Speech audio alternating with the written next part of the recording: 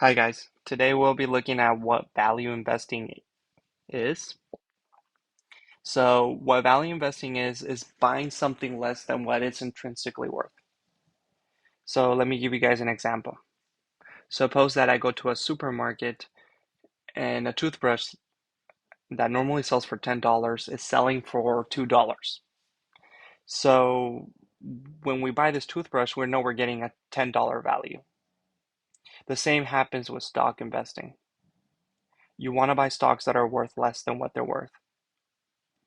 And here we have a chart here on the x-axis that shows time in years and stock price in dollars. And we can see that the stocks go up and down kind of like they normally do. And the red line shows the intrinsic value of what the stock is worth. So it's what the business is worth. So here we have intrinsic value. So what we do here is we try to buy stocks ideally at these points, but it's almost next to impossible to time these things. So what we want to do is we want to buy it below the intrinsic line. And when we do, we just usually patiently wait in time to wait until the time and the stock price converge with intrinsic value. Usually you don't want to sell it over here because at this point we don't become investors. We become speculators. So we're just guessing at what the stock price would be.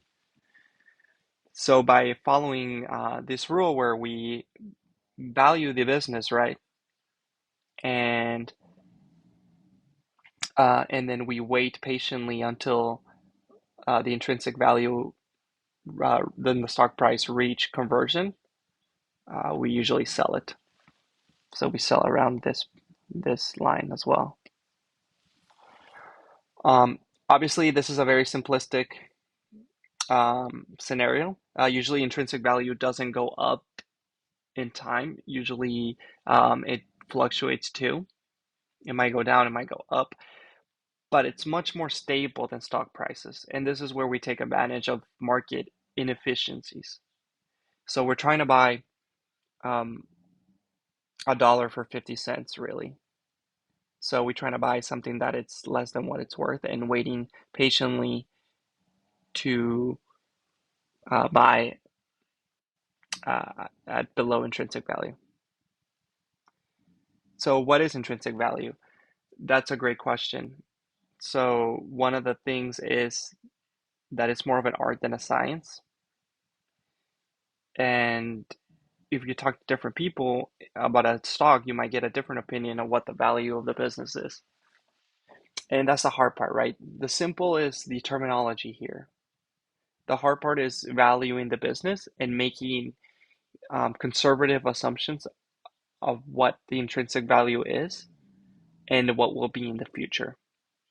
And there's so many unknown variables, but you want to be as conservative as possible in making these assumptions. And during that time, you just patiently wait until convergence happens. So that's it. I mean, that's what value investing is in simple terms, as much as I possibly can.